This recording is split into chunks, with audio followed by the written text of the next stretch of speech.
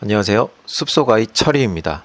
요즘같이 이 추운 날씨에 꼭 필요한 이것, 그리고 초보 캠퍼 분들에게 가장 걱정이 많은 이것, 바로 난방기구의 꽃이죠.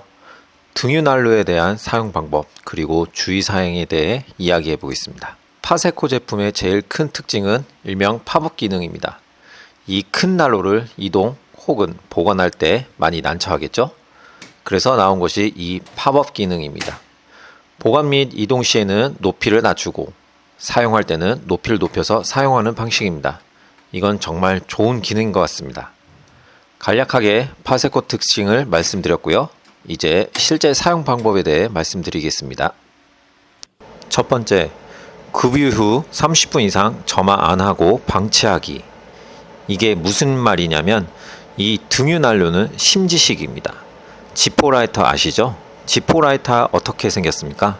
심지가 올라와 있죠. 이것도 마찬가지입니다. 이 심지에 등유가 다 적셔질 때까지 기다려 주셔야 합니다. 그 시간이 대략 30분 정도 이상입니다. 두 번째, 수평 맞추기. 바닥이 고르지 않다면 평평하게 잘 수평이 되게 만들어 주세요. 안 그러면 연소 시 불완전 연소가 생겨 큰일 날 수 있습니다. 연료가 가득 차 있을 때는 괜찮지만 연료가 바닥 날 쯤 이 심지에 연료가 젖은 상태가 달라 어느 한쪽으로만 불꽃이 일어날 수 있습니다. 그렇게 되면 불완전 연소가 되어 일산화탄소, 그름 등이 생겨 위험할 수 있습니다. 세 번째, 점화하기. 수평과 급유 후 30분 이상이 지났다 하시면 이제 점화할 차례입니다. 점화는 우선 건전지가 있는지 확인하시고 가운데 심지 조절기를 시계 방향으로 계속 돌려주세요.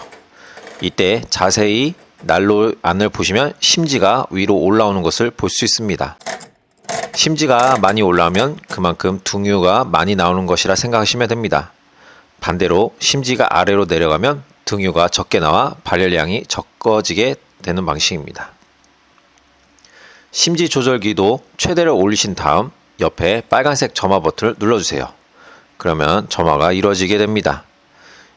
이때 연통을 좌우로 3번에서 5번 정도 연통을 돌려 자리가 잘 잡혔는지 확인 후 난로 불꽃을 꼭 확인해 주세요. 불꽃 모양이 일정하지 않고 한쪽으로 치우치거나 불꽃이 너무 크게 일렁일 경우 불완전 연소가 일어날 가능성이 높기 때문에 연통을 잘 돌려서 불꽃이 안정적으로 잘 타오르는지 확인해 주세요. 연료를 가득 채우고 약 10시간 정도 작동이 가능합니다. 연료가 부족할 즈음 기름 냄새와 불완전 연소가 일어날 수 있으니 이 점 숙지해 두시길 바랍니다. 네 번째, 난로 끄기입니다. 난로를 끌 때는 심지 조절기 옆에 있는 저 소화 버튼을 누르시면 됩니다. 다른 건 안 건드리시고 그냥 이 버튼만 누르시면 됩니다. 조절기에 빨간 버튼을 누른다거나 심지를 최대한 낮게 만들고 난 뒤에 끄는 것이 아닙니다. 그냥 소화 버튼만 눌러서 끄는 것입니다. 만약 그렇지 않을 경우 고장이 원인이 될 수 있으니 꼭 버튼만 눌러서 끄시는 것을 추천드립니다. 다음은 주의사항입니다. 첫 번째, 환기입니다. 사용 설명서에 명시되어 있는 것처럼 사용 1~2시간 뒤에는 꼭 환기시켜 주셔야 합니다. 잠을 잘 때는 일어나서 환기를 시켜주는 것이 아니라 창문과 텐트 하단부에 공기가 나오고 들어갈 수 있는 공간을 만들어주는 것입니다. 그 크기는 페트병 크기 정도면 충분합니다. 두 번째, 난로가 켜져 있는 상태로 이동하는 것은 금하셔야 합니다. 자칫 큰 사고로 이어질 수 있기 때문에 작동 중에는 이동을 금하셔야 합니다. 세 번째, 난로 근처에 화기용품 비치 금지. 부탄 혹은 이소가스 녹이신다고 난로 근처에 두셨다가 정말 큰 사고가 납니다.